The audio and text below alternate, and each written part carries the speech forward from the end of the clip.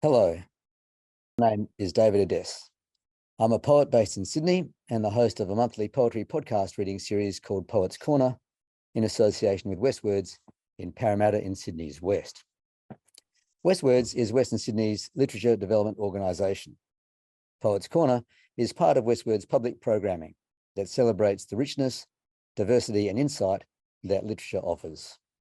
Especially in these times, we thank the ongoing support of Create New South Wales, the Cultural Fund of Copyright Australia, City of Parramatta Council, Blacktown City Council, and Campbelltown City Council, as well as the many project partners that have enabled us to continue to provide opportunities to writers and audiences.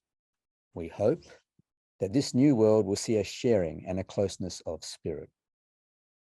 So each month I invite a poet to read poems and talk about them for an hour or so, often more, around a theme of the poet's choice. Our guest poet today is Geoff Page, who will read poems from his book 101 Poems, 2011 to 2021, a selection of poems from 7 collections published during that decade, as well as recent uncollected poems. But first, an acknowledgement of country. I'm recording this from Beecroft in Sydney. Geoff is recording from Canberra in the Australian Capital Territory. I would like to pay my respects to and acknowledge the elders, past, present, and emerging, of the Wallamita people, the traditional custodians of the land in Beecroft, and also of the Ngunnawal, Ngambri, and Ngarigo people, the traditional custodians of the land in Canberra, and to acknowledge also that they are the sovereign owners of their land, which has never been ceded or given up. Geoff Page is based in Canberra and has published 24 collections of poetry, as well as 2 novels and 5 verse novels. His books include 1953, University of Queensland Press 2013, Improving the News, Pitt Street Poetry 2013, New Selected Poems with Puncher and Wattmann 2013, Aficionado, a Jazz Memoir, Picaro Press 2014, Gods and Uncles, Pitt Street Poetry 2015, Hard Horizons, Pitt Street Poetry 2017, and PLEVNA, a Verse Biography, University of Western Australia Publishing 2016. He also edited the Best Australian Poems 2014 and the Best Australian Poems 2015 with Black Ink. His Elegy for Emily, a Verse Biography, published with Puncher and Wattmann, and In Media Res, published with Pitt Street Poetry, were published in 2019. His latest book is 101 Poems, 2011 to 2021, Pitt Street Poetry, published last year. He also reviews Australian poetry extensively and has run monthly poetry readings and jazz concerts in Canberra for many years.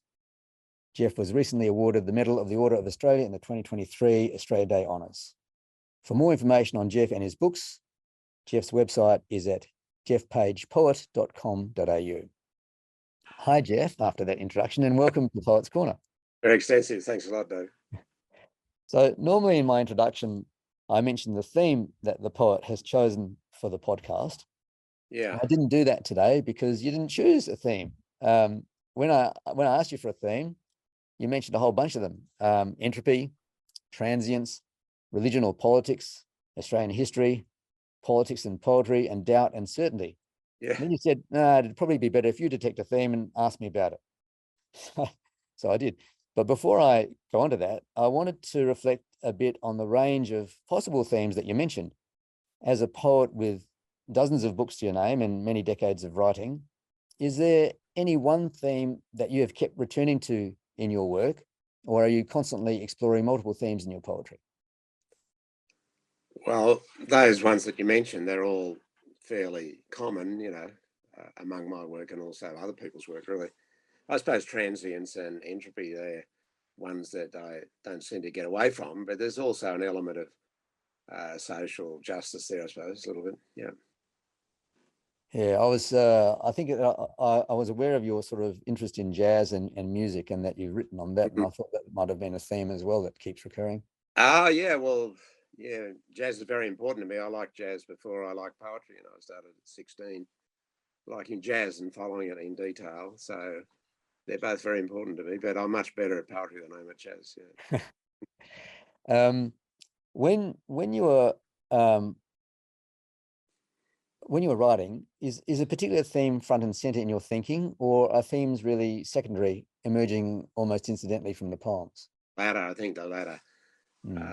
usually some detail, some little poignant detail or amusing detail that will get you started, I think, in my case. And so that's the way I work generally. I don't sort of think big themes. I look at the theme later on and really, some people say, I think you might have said poetry is a kind of necrology, that all poems are about death. So I don't know, when you talk about theme, maybe you're just talking about this one theme that everybody writes about.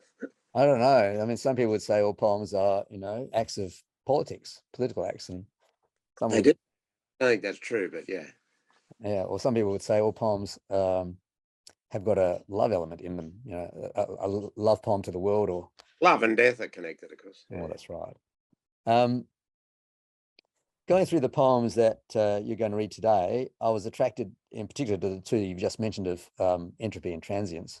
I think they both manifest in your poems, but ultimately the theme I chose was not one that you mentioned, which was mortality. Yeah. And I chose it, I guess, because it was very evident in all the poems, but it's also something that I personally am increasingly conscious of as I get older. Yeah. And when I put that to you, you were willing to run with it. Thank you. Even though you thought that it could put some listeners off perhaps, but I think it's a pretty universal theme that we all grapple with. So I'm sure that it would resonate. Do you think mortality has always been present in your work, or is it something that increasingly backgrounds your poetry as you get older? No, I think it's been there from the beginning, really. I mean, people, I think of T.S. Eliot and so forth, they're writing poems about old people when they're very young, Love Song of J. Alfred Prufrock and so forth. He was only 22 or 3 when he wrote that. And that's very much an old man's poem. So I think I've always had a sense of mortality. Grew up in a cattle station, that gives you a sense of mortality. I'm sure. Yeah. Yeah. And I think everybody's, not everybody admits to it, but most people are fairly preoccupied with death, and they think about death almost as often think about sex, And so it's something that we're all a bit preoccupied with and you have to deal with, as you get closer to it, you think of it more and it's happening more among your friends and so on. Yeah. Well, that's right. There's always an intersection between the people around you and death that crosses your path. So even if you're in denial, it sort of hits you in the face. But it's not negative. There's the idea that Robert Gray quoted about death as the vinegar in the salad, and there's the idea that if you didn't have death, you wouldn't enjoy life so much. It's a precious thing. If you lived on, Borges has got a very good story about that too, the immortals, and he talks about these people who just can't be bothered doing anything for eons and eons, and they don't really have a very pleasant life. Death creates a pressure, Yeah. I want to ask you one more question before we get onto the poems, and that's questions of mortality often intersect with a person's standing in faith. Do you have a position on faith and mortality? Like the afterlife. Yeah, I think the afterlife is a bad idea, basically. This is it? Yeah, and my official religious position, which I hold fairly firmly, is agnostic. I think of myself as an agnostic. And I'm fairly convinced that I'm an agnostic. Yeah, but I don't like the idea of truth with a capital T. I think that's led to a lot of trouble. Yeah. All right.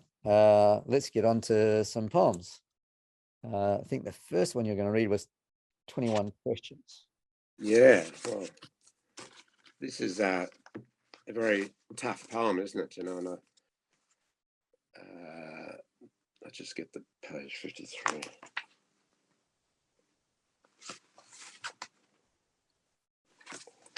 Page 47, I think. Oh, that's 47. Funny. Oh, here we go. Yeah, 21 questions. I'll just make sure I've got enough light here. The background of this is, a story back in 2008.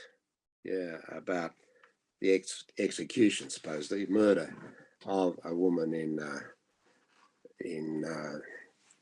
the Horn of Africa, and Mogadishu, just near Mogadishu. And this is really just a series of questions I wanted to ask. I'll just say this as well, that when I read this in Melbourne one time, a refugee from Somalia came up to me and said, I come from Somalia, and I thought, I hope he's not going to be severe or something. And he said, no, you've got this exactly right. So it was quite nice to have that sort of backup. But these are, it's just the questions I would ask, and it describes the horrible event, which, yeah, it's just totally awful. 21 questions in memory of Aisha Ibrahim Duhulo. How deep was the, so I'll start again. How deep was the hole they dug to stand her in for death? How far did her head extrude? Were her rapists there among the 50 men who killed her? What shape were there? What shape were the rocks employed?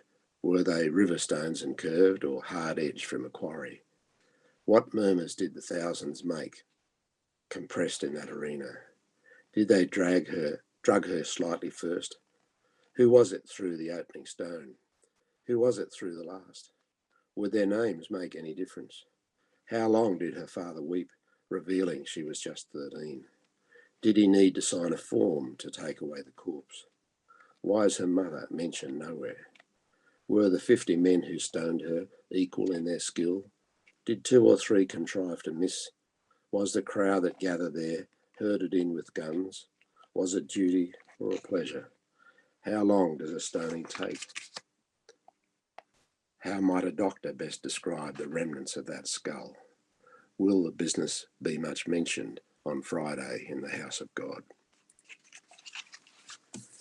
Well, I wanted to ask Geoff, I mean, there are so many of these kinds of incidents that happen. Was this a poem that you felt compelled to write when you learned of this poor girl's story? Yeah, it's a big problem about things that you read and you see on television and so forth, and that are remote from you, and you think, what right do I have to tell that story? But it's not so much a matter of right. It's to some extent it's a duty, you have a need to absorb this and to think about it and to do whatever little you can to prevent sorts of things happening again. And the poem is just a very small way in which you can contribute to that likelihood, that gets on a problem we can discuss later about what poetry does and doesn't do. But it just felt almost duty bound. It took me a while, and it had a slightly different form, and I had a different ending, which John Fulcher helped me get rid of, and I think it ends much better than it did originally. I don't think it's a typical poem. I'm not normally as direct and as forceful as that, It's probably why I chose it. yeah, it is a bit atypical, but well, you're not pleased with it. I'm glad the poem was written. I'm happy to be a vehicle for it. Yeah. What do you think the poem is saying by simply asking a series of questions? Well, that's a strategy, a kind of a list poem, which that's quite a popular form these days. But there is that game of 21 questions as well. You have to find out, what the thing is by asking 21 questions. I didn't start off exactly 21. I had a few more than that, and I boiled it down. I was going to ask you about that. I was going to ask you, how do you know when to stop? Yeah. Well, some of them are rhetorical questions, there couldn't be an answer to, and others are matters of fact that it would be interesting to have it like that. For instance, did some of them deliberately miss, and that sort of thing? You'd hope there are some, Or why would they be partaking at all? Yeah, well, that's right. They might have been forced to, but certainly culturally they're probably forced to, by that particular ideology, detestable that is. How do you navigate the emotional component behind, this poem and other poems? Is it something that you try to keep a distance to background the poem, or do you sometimes allow it to be more front and center as you do here? Yeah, I think the poem has a life of its own, especially a good poem. They take you in directions that you didn't necessarily intend initially, and you end up in a place that you didn't plan. And that's one of the virtues of poetry, I think, that it takes you helplessly sometimes in certain directions that you couldn't have anticipated. But that would apply to all writing, fiction as well. What do you think poetry can contribute to our understanding of or response to the sort of acts that you've referred to in this poem? Well, there's not much likelihood that poem would be read in the country where the events happened. No. Very few people would read it. I think a poem like that would contribute to a developing sense of reservation, detestation, really, of the ideologies. I'm not talking about a particular region, but the ideologies, the underlying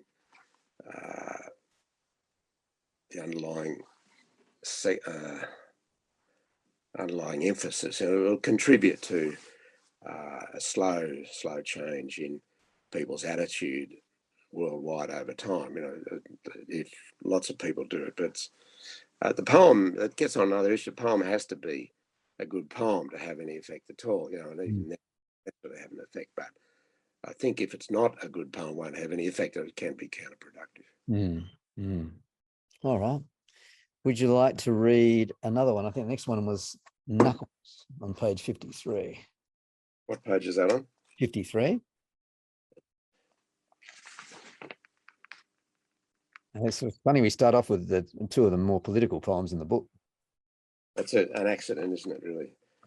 I have a bit of trouble reading here. I'll just see if I can get a bit more light. Sorry. Here you go. Knuckles. Stalled in a longboat, free from history, out on a pea-green sea, we watch how wild the water is from those who've seen it way too close.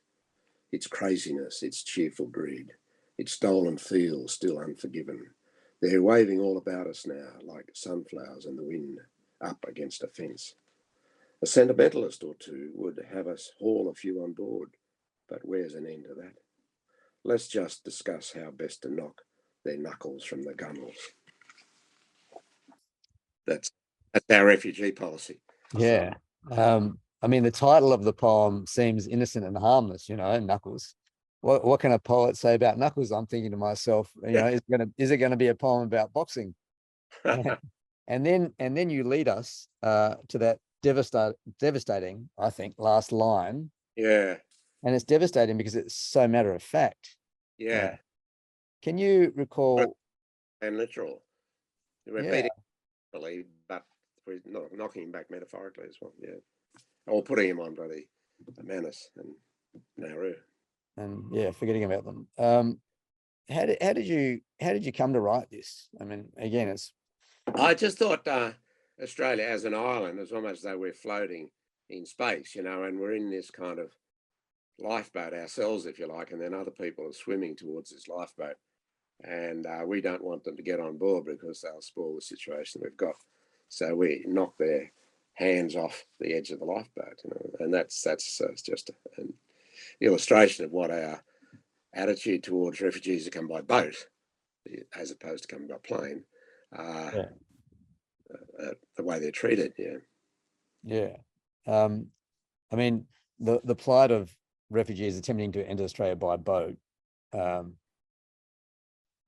has led to, to many drownings and a lot of publicity, and has long both governments and the Australian public.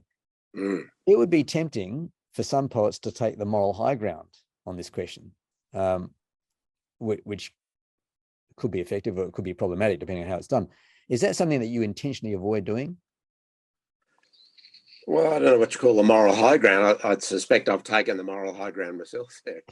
I mean, somebody could argue, as both politicians in both parties do, that, by not knocking these people back, we're encouraging to come. But my attitude generally is fairly libertarian, you might say, and I don't see why they don't have a right to try to seek refuge, even if it's not the very neighbouring country that they fled from. I mean, they do have a right to seek refuge. It's in the United Nations Charter. That's right. There's a polarization, and you allude to it in the poem, between what you describe as the sentimentalists. Yeah.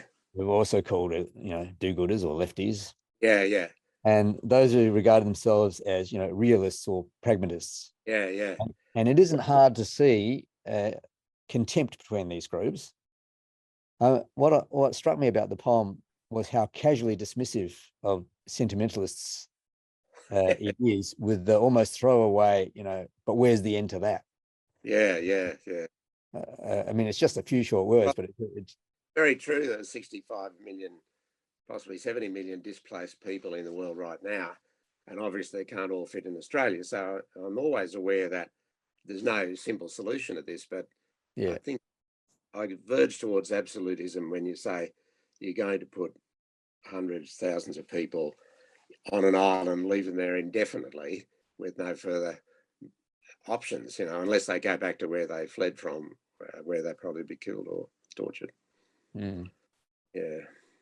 No, the reason it's been so vexing is that there is no easy solution. But what I was wondering was whether in this poem you were trying in just a few short lines to highlight or comment on that polarization between, Yeah. I'm certainly satirizing at people who take a simplistic attitude. They've just got to knock them back no matter what, and particularly Kevin Rudd in 2013, when he sort of stomped his toddler's foot more or less and said, we're not going to let them in. Whatever happens, they'll never be admitted to Australia. And I thought that was very petulant. Yeah, and unnecessary. Yeah.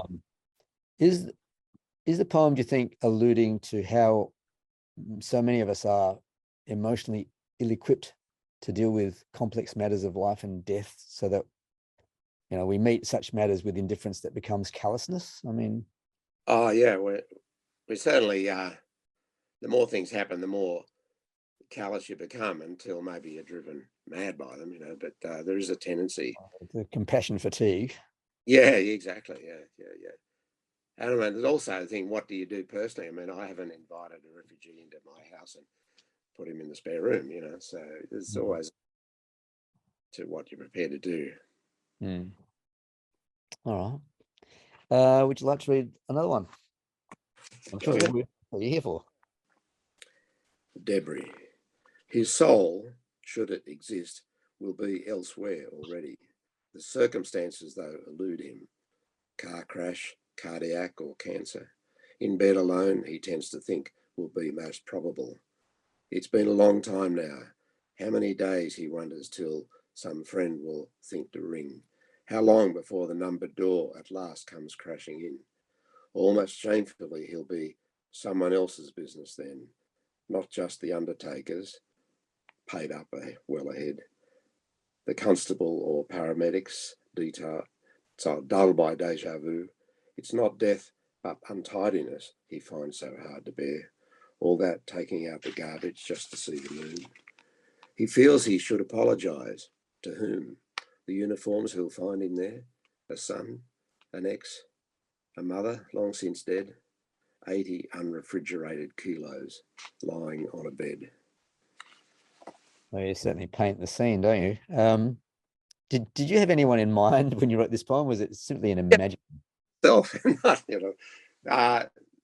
had a sort of a number of intimate relationships, you might say,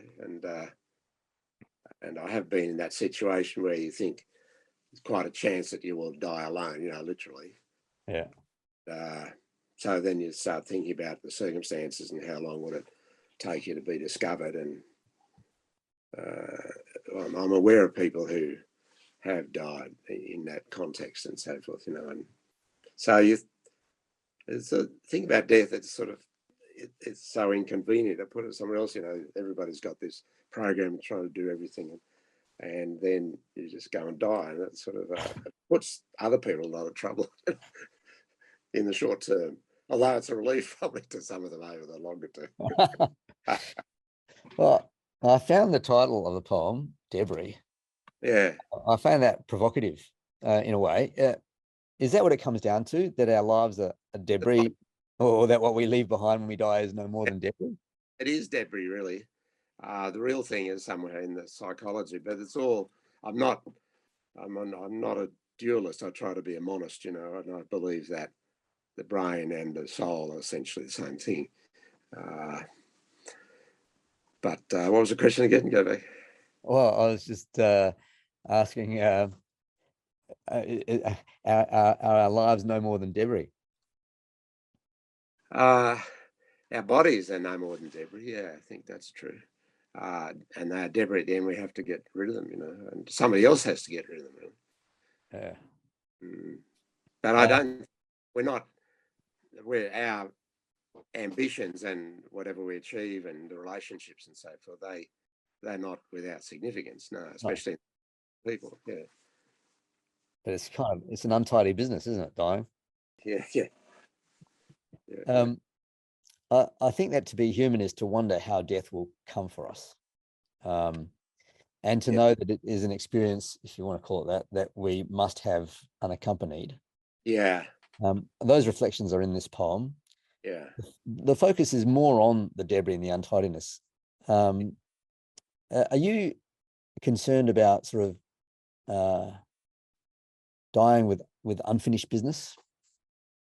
Yeah, well, there's a poem we might read later in Medias Res where I think, I hope that I die with unfinished business. I don't want to have everything wrapped up.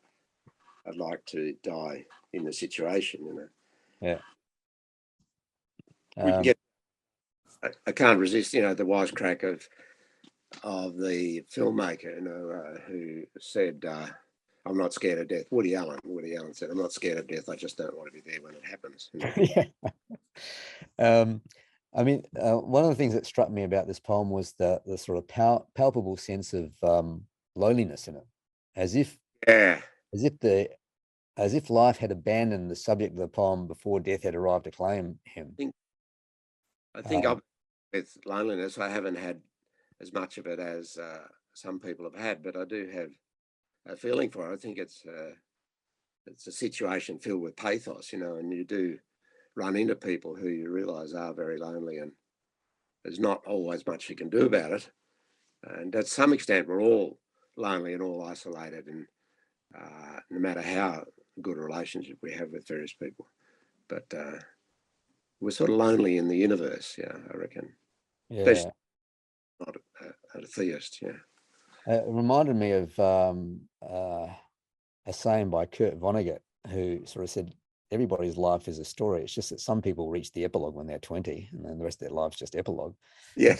And it also reminded me of Yevtushenko, who said, "Don't die before your death."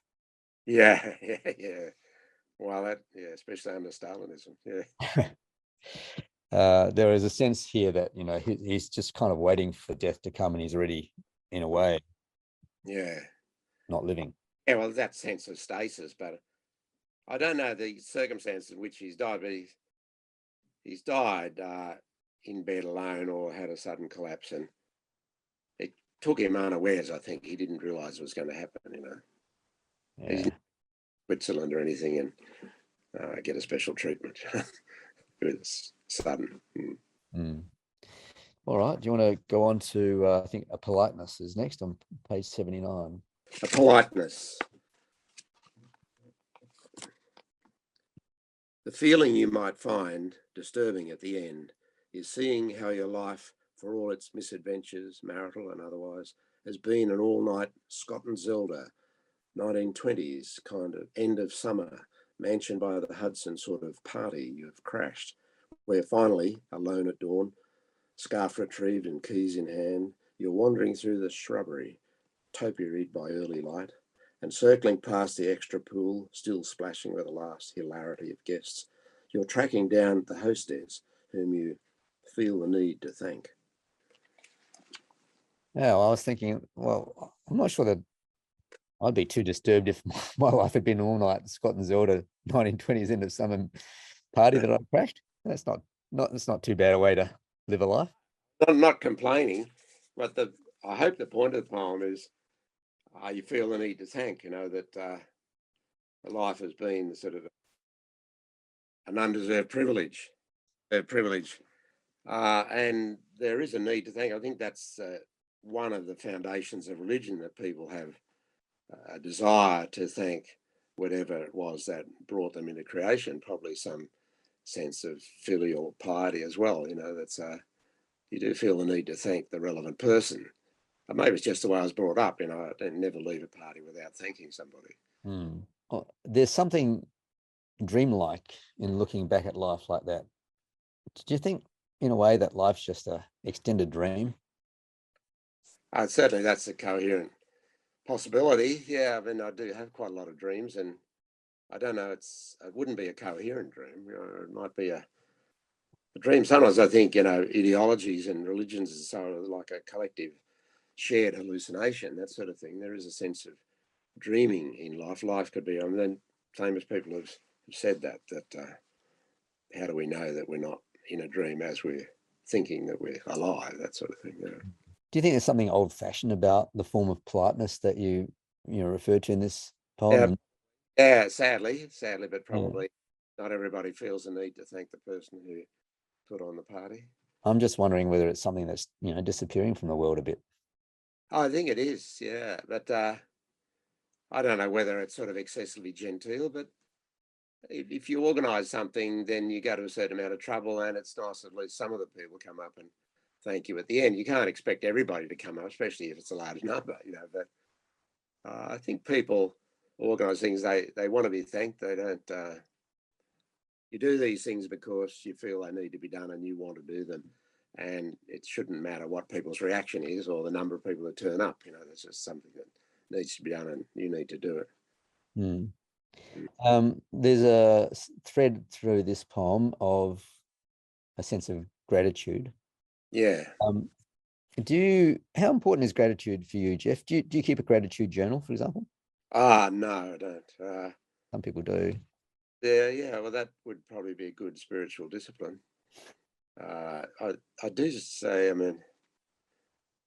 I do most times try to thank my partner for the dinner that she cooks. She's a very good cook and she cooks most of the dinners. So I'm grateful, yeah. I think gratitude should be an inevitable sort of thing. It should be just automatic. And it's sad when it's not, in a way.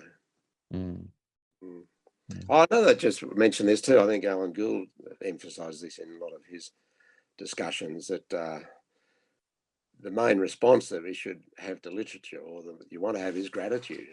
You're glad that you were put in the way of having this satisfaction. That's we should feel gratitude for the writers whom we read with pleasure. Yeah, I mean, I don't think it's a hard thing to feel, but some people are blocked, it seems. Yeah. But I relate to it. I feel enormous gratitude for any number of blessings, and life's a blessing. Objective blessings, like being born with the right parents, more or less. That's a start, isn't it? Good start. Not born to a big disadvantage. Many people in the world are. All right. The next one is a silence on page 85. A silence. We watch them sitting down beside us, she, the latte, he, long black, and see them splitting up the paper, he, the sport, and she, the crossword. 5 or 40 years ago, we would have seen them leaning inwards, antiphonal and half obsessed, hands upraised to stroke a cheek. We're thinking now, too hastily, how all their conversation's gone, how everything and more's been said. We see the waiter bring their coffee. They look up vaguely with their thanks, glimpse each other fleetingly, then redivide the world. Alone or paired, it seems to us that life is mainly diminution. Infatuations cannot last. We read the law of entropy across their concentrated faces. Their sex life, we have surmised, must show the same decline. Skins in moonlight too well known, dramas long played out. They look up once to chase a smile, to share a smile. She's stuck on 14 down, perhaps. He wonders how the Western Bulldogs ever won a game. A knee is rubbed against a knee, as if by accident.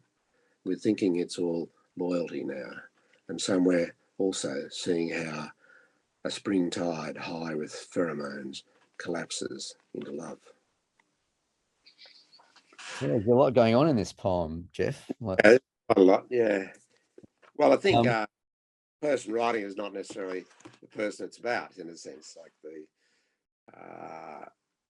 I wrote that out of towards the end of a long relationship where we were sort of reading separately, and you would think that things had run out of steam, and to some extent they had, but there were moments when they hadn't run out of steam.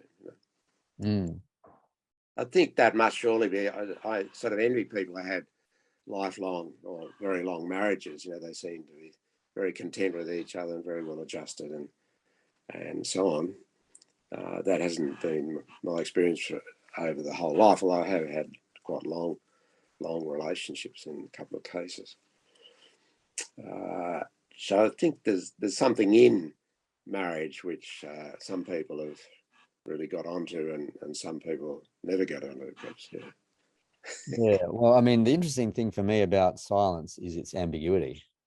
Yeah, Because an observer of silence sits outside whatever's going on, yeah, and the silence itself is impermeable to entry. So it can have whatever meaning is ascribed to it. Um, yeah, and that meaning is generally just supposition. It's a guess. yeah, Here in this poem, it seems to be a kind of familiar, companionable silence. yeah, It might be more, it might be less, but yeah. uh, You're speculating that when we look at other people in cafes, we're speculating about what their state yeah, of mind, and that's extrapolated from your own state of mind in analogous situations, of course. exactly. When the narrator of the poem says, note how all their conversations have gone, how everything and more has been said, Yeah, it makes me think, we rely so much on the spark of conversation and language. yeah, But I'm wondering whether the poem suggests that there is something else, possibly profound beyond language that this couple is now sharing that's going on. yeah. I hope to imply that. I think that's right. That there's something they couldn't fully articulate that keeps them together. It's not just apathy or laziness, or lack of initiative.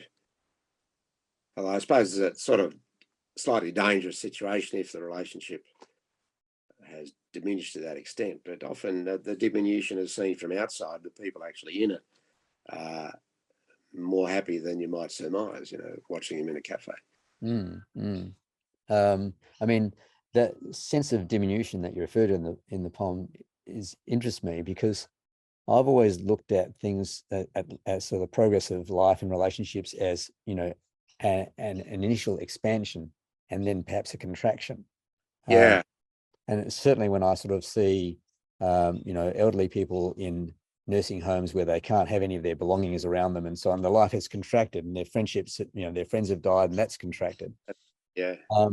What are you thinking when you're saying, life is seen as mainly diminution?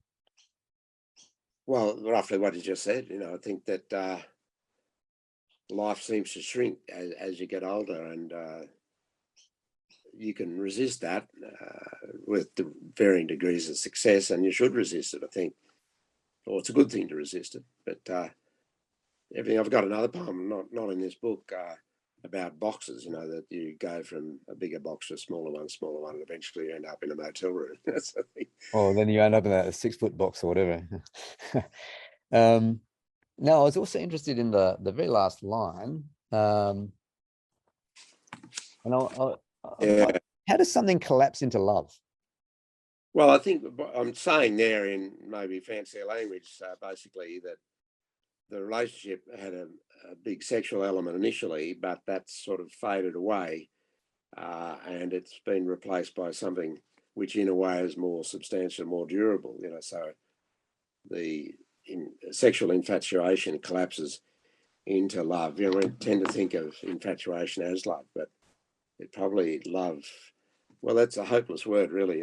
We should have many more of them in English, But one of the meanings of love is loyalty and companionship and so forth over a period. Yeah, Mm. worth exploring. Tolerating the other person as possible. There is some of that. All right, would you like to read another one? I think the next poem, The Deputy. Oh, yeah.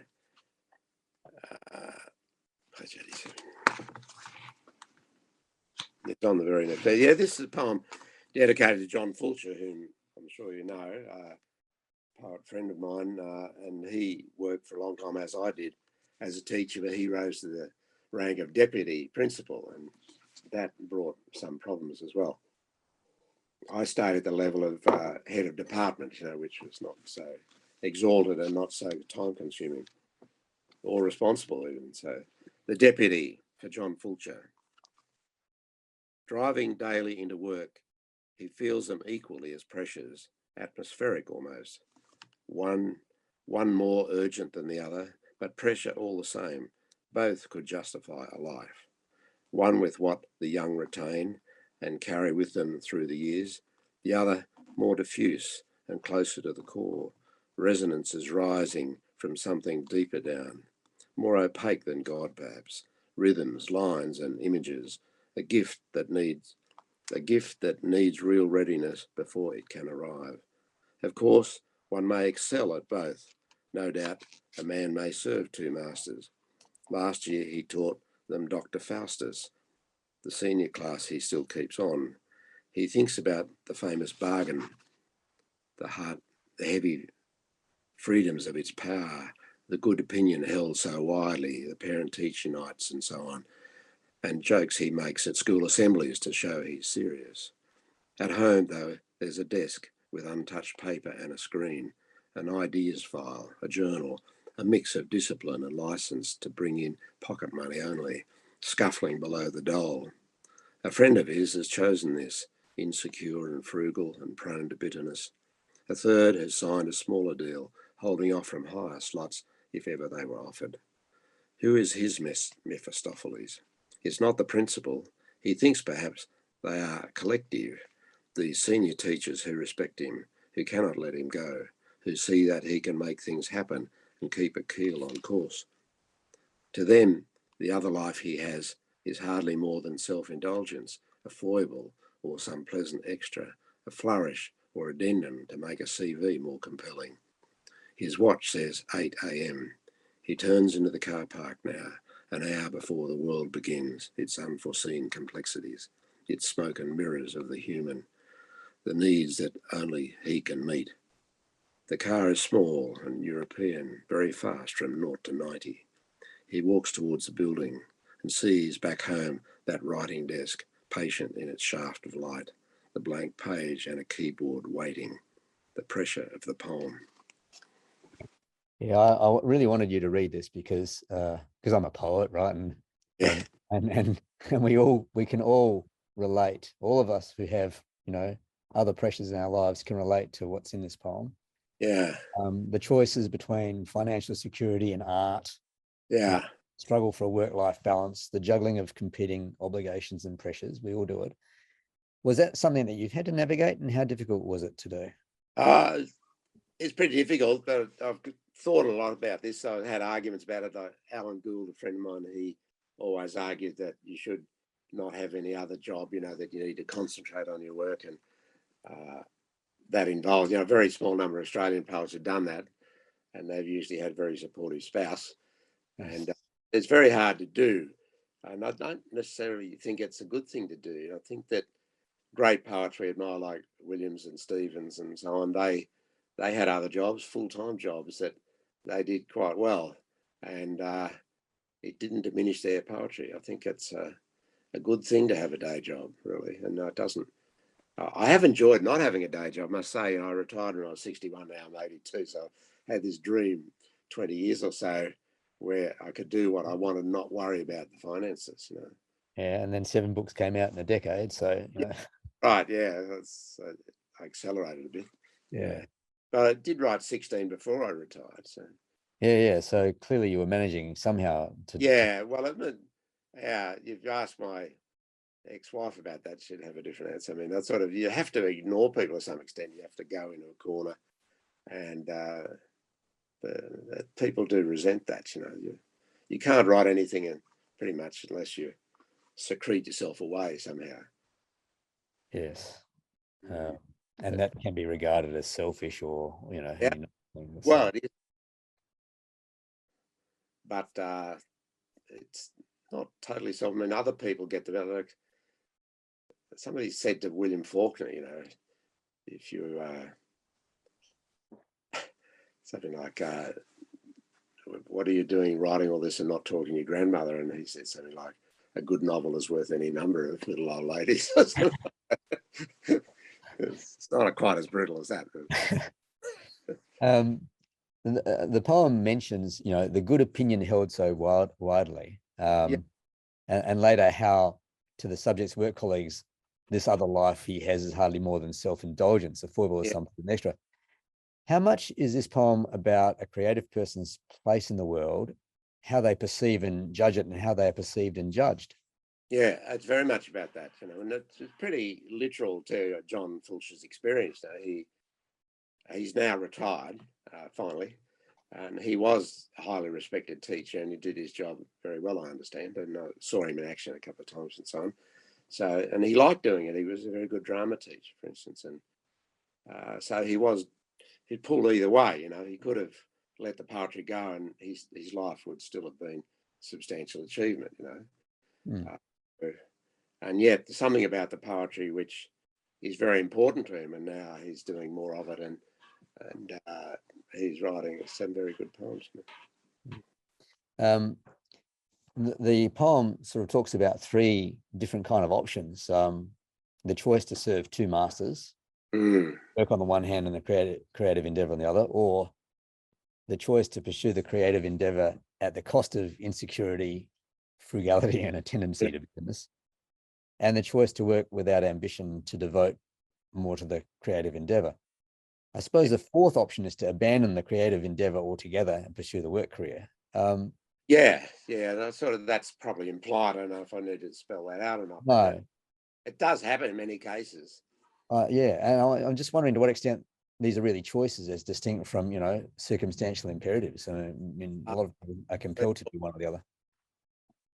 I mean, if you really want to write, you will write. You know, you'll find a way. I think it's a choice you make.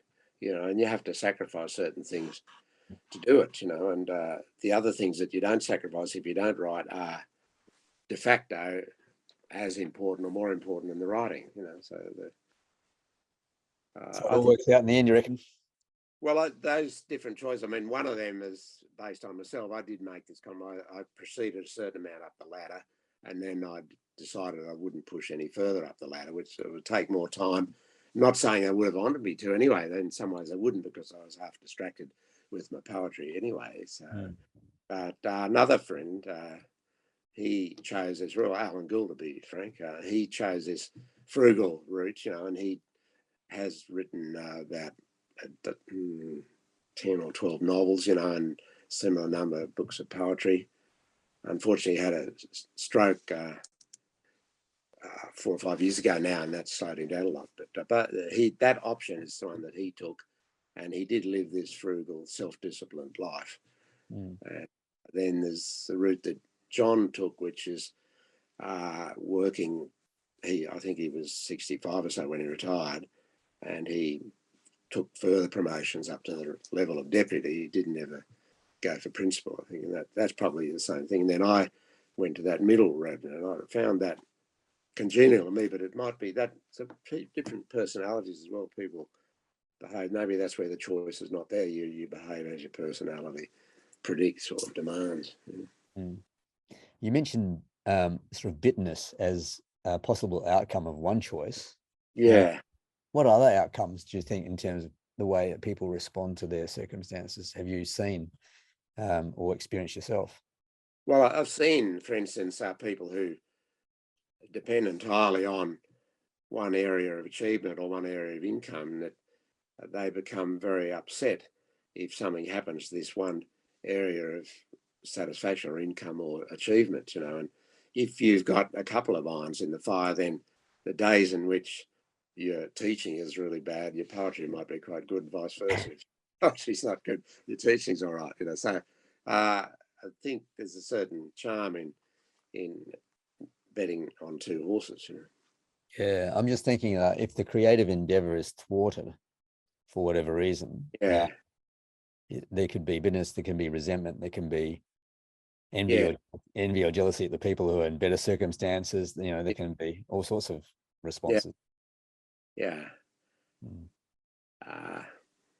And things are another interesting thing is as you get older, you become slightly, if you ever were fashionable, you become less fashionable than you once were. And younger people with different aesthetics and ideologies sort of have replaced you in positions of power, you know, so that's an interesting thing to experience and slightly frustrating, I must say. But I'm not complaining. I've had a pretty good run. Yeah. I think at any age, I think the issue is relevance and whether what you're doing has got any relevance out there. Well, I think you need to feel it's relevant. You wouldn't do it, really. You wouldn't do it if you didn't think it had some relevance. But you do it for pleasure as well. There's a great pleasure in just sitting with a piece of paper and manipulating words on the page and moving things around and trying to get the phrase exactly right, trying to get the rhythm right, trying to get the tone right. You know that. And I know a lot of poets who write but don't publish. And they're interested in writing. Yeah, I can understand that. Well, I do that when my jazz, you know, the vibraphone playing, I don't perform in public, but that's because I know what a good jazz musician sounds like. I know I'm playing is not good. It's sort of fun for me and for a small number of others in the same group, and a number of people at the charity gig who don't necessarily understand much about jazz. You know, they think, oh, that's quite cute. You know? But I know that it's not good, so I'm not going to go out there and put it on. But yeah, there are people like Emily Dickinson, for instance, you know, who wrote a lot of good poetry over a lifetime and published almost nothing. Yeah. Mm. Mm. Yeah, there are explanations. I don't think she necessarily wanted to do that. That's just the way things happened. Yeah, I don't know if that was a choice. Dumb editors make changes that were, you know, made the poems worse rather than better and that sort of thing. Shall we move on to another poem, The Recruit? Oh yeah. Page 107. Oh, this poem was probably the most recent one of probably at 20 or 30 that I've written about World War One back in the 1990s and so on. Obsessed me somewhat. You know, it's a perfect pacifist war. You know, it's one that shouldn't have happened and was really gross in many ways and very hard to justify. And there's an image on a newsreel of this. You see it come up every now and again on Anzac Day. This particular guy is looking at the camera and is smoking a cigarette, and the others are calling to him. Then he turns away and walks off to join them. So that's the image. I wish I could show you it if you haven't seen it. The Recruit.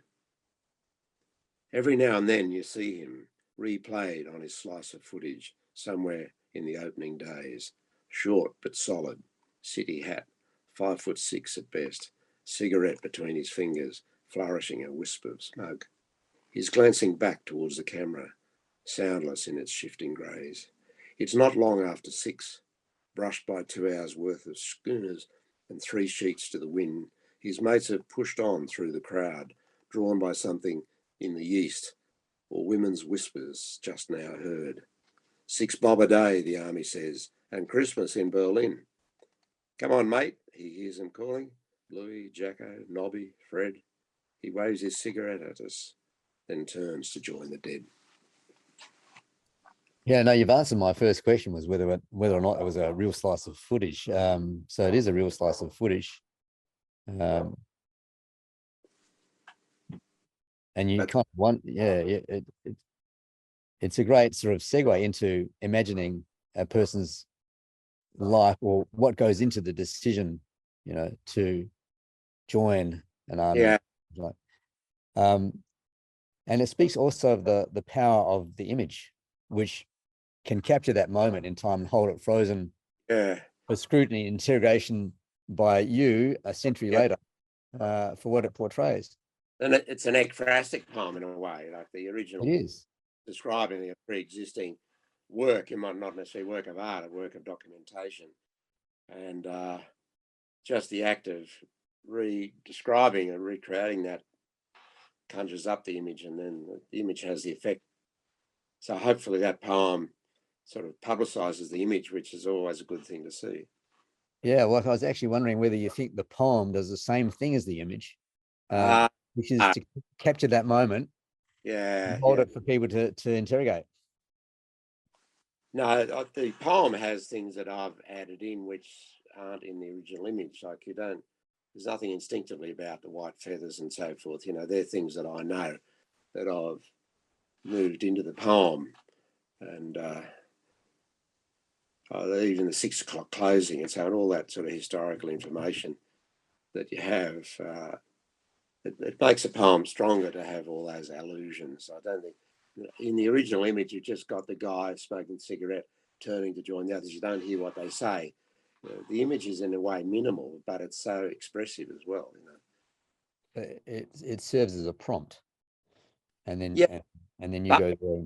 But anybody who sees that image, I think they're going to maybe modify the way they view World War One, or they'll either have their skepticism about the reasons people went confirmed, or they'll have their certainties about that they should have gone undermined. You know, yeah. There's no glory there. No, I do have one friend who argues that World War One was necessary and inevitable and desirable and had to be fought. You know, otherwise Kaiser Wilhelm would have done what Hitler tried to do later and so on. There is an argument there, you know, but I don't really buy it. You know, I think that it was an unnecessary war. It was a diplomatic disaster, which needn't have happened, you know, if half a dozen diplomats had behaved more sensibly. That's probably true of most wars. I think it's less true of World War II than was World War One. Yeah. Because things had got to a point there in World War II where you couldn't just keep on accepting Hitler's taking over other countries. You know, there was some point at which you had to about it, otherwise you'd be next. You know. Yeah. And then you'd have to do something. Just getting back to this poem, to me, it's suggesting that life is a wisp of smoke, tenuous. There's your sense of transience coming through, fleeting. Well, especially in World War One, yeah. I do think that in the cosmos, you know, like our lives are a wisp of smoke. You know, they're very finite and transient and passing and insubstantial, but of great importance to us. You know. Absolutely. So is the poem suggesting that people go off to war too casually on a whim, in a kind of blasé way, not thinking about it?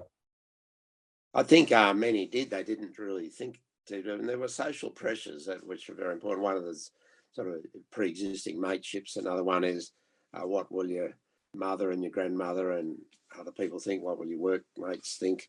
And some people did. Something like the story of Bob Menzies. You probably know that, don't you? Where three out of the 4 brothers, 3 of them went to the war, and Menzies. There was a family conference, and it was decided that he should stay because he was the most likely to have a substantial career in the law and so forth. And so he didn't volunteer, and that was held against him for the rest of his life in quite a negative way, you know, because he didn't go to the war. And I don't hold it against him.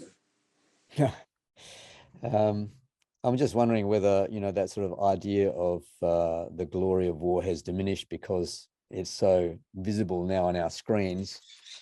No, that certainly has, since the Vietnam War was a big change there. You can look at the footage of World War One and you see it's sort of slightly bowdlerized, and you don't see many people actually in the moment of death and so forth. You know, you see some shots of trenches with dead bodies and so on, but I think things changed in the Vietnam War, you know, when you saw that arrested Viet Cong just be shot casually in the side of the head by the South Vietnamese commander. You know, that's what it's really about, you know. And suddenly, oh yeah, okay, I get that. Okay, the next poem is yeah, okay, in medias res. I should perhaps have warned you all, my death will be in medias res, a carload of musicians driving up from Sydney and being switched to voicemail. A poet fresh from Melbourne who fails to find my face beside the airport carousel. It may be at my keyboard, the last line of a late poem, still looking for its shape. One likes to be reliable, and death's so inefficient. Embarrassing as well, lying there all stiff and private, in bed or on the kitchen lino, the emails piling up. It may be otherwise, I know, the documents all signed, but I'd prefer the midst of things, some little chaos left behind. There you go. Prescription. Is this just a kind of musing poem? You're just thinking about it and musing? It's not meant to be particularly profound, but we think about the man about it. Shakespeare's, coward dies many times before his death, etc. And I do think that it's probably preferable to die unexpectedly in action than it is to be surrounded by your relatives and say a proper goodbye and so on, which is very hard to say. I mean, Les Murray's written the definitive poem about that, The Last Hellos, which is such a good poem about his father. Yeah. Now, the narrator of the poem calls death inefficient. Yeah. Well, death's ruthlessly efficient, isn't it? That's it, is efficient, but death, so it gets, maybe that's a misnomer I'm trying to say there, but maybe inaccurately, is death makes you behave inefficiently. I mean, there you are about to do something in your normal style of relative efficiency, and then death just comes in and stops you doing it. So that's inefficient, isn't it? Yeah. Death's efficient, but it's stopping you being efficient. And I guess I just sort of say, well, why is it embarrassing? Who cares? You're not going to be there to be embarrassed. Well, yeah, no, but I think, well, it's embarrassing. If somebody knocks on your door and you're having a nap in the afternoon, you wake up and you're hardly half dressed and you go to the door, that's sort of embarrassing. So it'd be even more embarrassing to be surprised by death, that sort of way. Aren't we all? Yeah, well, I think it's preferable to be surprised rather than to have a long forewarning, don't you? Yeah. Now, you've talked a little bit about this before, but I just wanted to go further into the little chaos you want to have left behind. Yeah. It seems ironic in a way because we seem to spend all of our lives battling the forces of entropy and trying to impose some order on things, impose some order on the chaos. But I'm just, aren't we always in the middle of things when death comes? There'll be numerous ends. An old people's home and only semi-conscious and just sort of fading away. That's still in the middle of things, I suppose. But I'd rather be in the middle of things that were still happening, But I don't necessarily want to be like he died doing what he loved, that sort of stuff. Like people get taken by sharks and so on. Did you write this poem and Debris at around the same time? Because they're on this. Separate. I think that's a bit of an ongoing preoccupation. I'd say they're probably separated by 3 or 4 or 5 years. And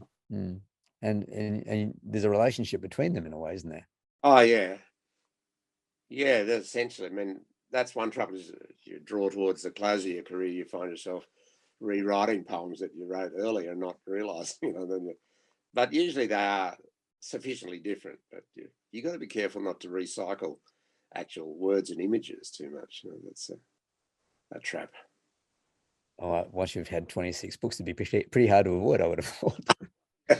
Yeah, it is. You have to try though. Yeah. No matter what is repetition, what isn't too. I mean, sometimes you didn't quite get it right the first time, and you feel the obligation to get it right the second time. That's another issue which you might be interested in revision. I regard a poem once it's published as more or less finished. I very rarely go back and try to correct it. But some other poets, like Robert Gray, notoriously, he's kept on revising his poems, and he doesn't regard the poem as published. He just regards that death will be the final point at which the poem is stalled. He doesn't. I think once it becomes public property, you don't have much more right to change it than anybody else. The reader does, or the editor. Yeah, that's interesting. Yeah.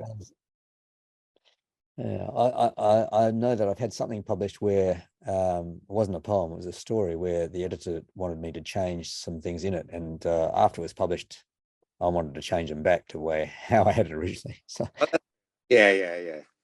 So you did that. Yeah, well, that's opportunistic. okay, well, let's move on. The last poem you're going to read today, Chartres, on page 159. Chartres, etc. I enter by the eastern door, all that height and all that air, and look along the nave to sense the meaning in the apse, and roseate behind me, a window with the day that waits, the soaring of the righteous, the plunging of the sinners. I hear the fine acoustics, but the space remains excessive. The pure, unbroken voices hint too much at heaven. And yes, I know about the Masons needing more or less 3 years, 3 lives to be there at the finish. I know about the sound of bells and what a steeple yearns for. I know that nave derives from navis, Latin for a ship, and this one's bound for God. The transepts are its stabilizers, the buttresses a kind of rigging. I have to be impressed, and it's not without regret I step back through the heavy door and over coffee in the square, watch it put to sea. I love this poem. Yeah. And well, I like a lot of the poems. Do you think there is a power in buildings of faith, even to those without faith? Yes. I mean, you can't help but be impressed. But you have to be a bit cynical as well, because the church at that time, 1200 AD, was fairly sort of temporal, secular organized. Not secular, but it had temporal power in some parts of Italy and so forth, so it's not pure. But I think that the cathedrals are a testament to some desire that many humans have for something that's beyond the immediate. Yeah. And we all have that. Yeah, but I'm wondering if it's something more than just architecture and space and acoustics. And if so, what is it? Well, I think that, to be a bit cynical, the windows were designed for the illiterate so that would reinforce the gospel stories and so forth. That was one thing. It's designed to hint at the beauty of God by having a beautiful building reflecting his. That's designed to suggest the glory of God by being so high up, the sense of elevation. You have to expect things that are high. So I think there's a certain amount going on that's quite conscious and not necessarily something that's given by God. I don't know that God told the architects, whom we don't really remember by name, how they should build the cathedral. I think that the various relevant bishops and archbishops and popes, maybe, they had an interest. Say, I want this, it needs to look like this. And that was something that pushed their own power, their own influence. But it's still, what I do get as an agnostic and having some Christian friends, important Christian friends, I do have a sense that I'm not going to dismiss what they have, so I really don't know whether what they seem to have is real or not. I think it's presumptuous to dismiss it. And a lot of great intellects have spent their time wrestling with Christian theology. So, you to come along and from a position of relative substantiality, sort of say that's just right. It's not that easy. I just don't like any sort of insistence on an absolute truth, whether it's the absolute truth of atheism or the absolute truth of extreme Islam or something.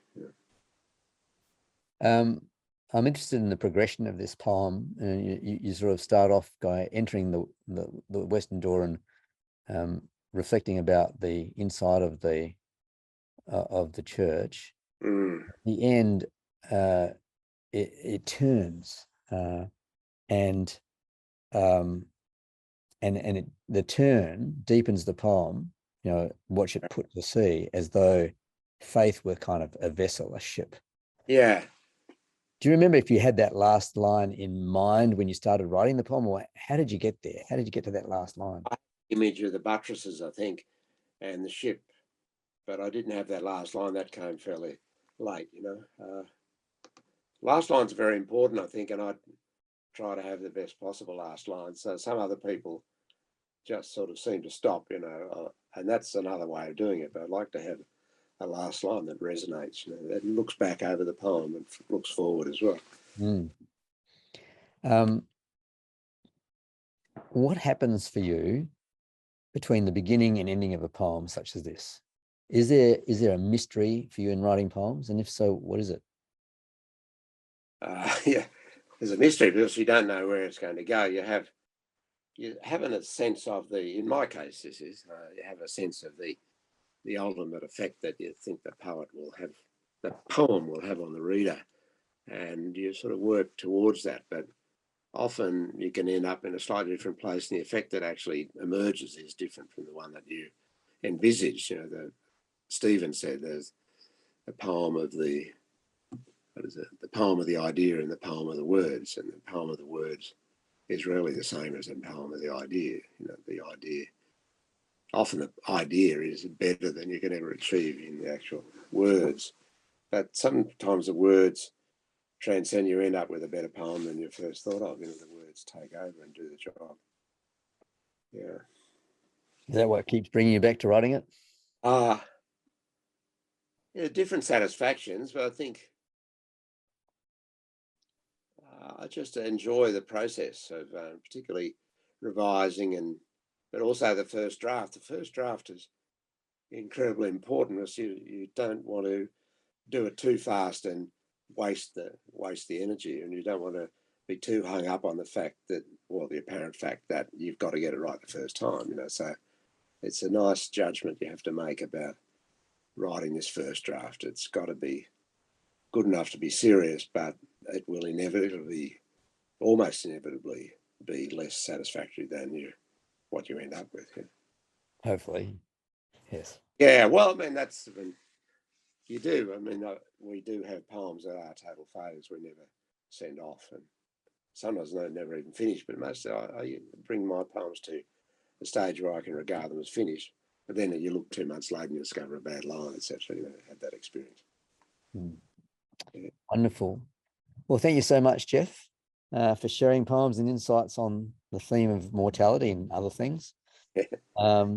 Details of at least some of Geoff's many publications will be on his website, the link to which will be posted with this podcast, so look out for that. We'll return at the end of March with Lisa Gorton on the theme of art and violence. See you then.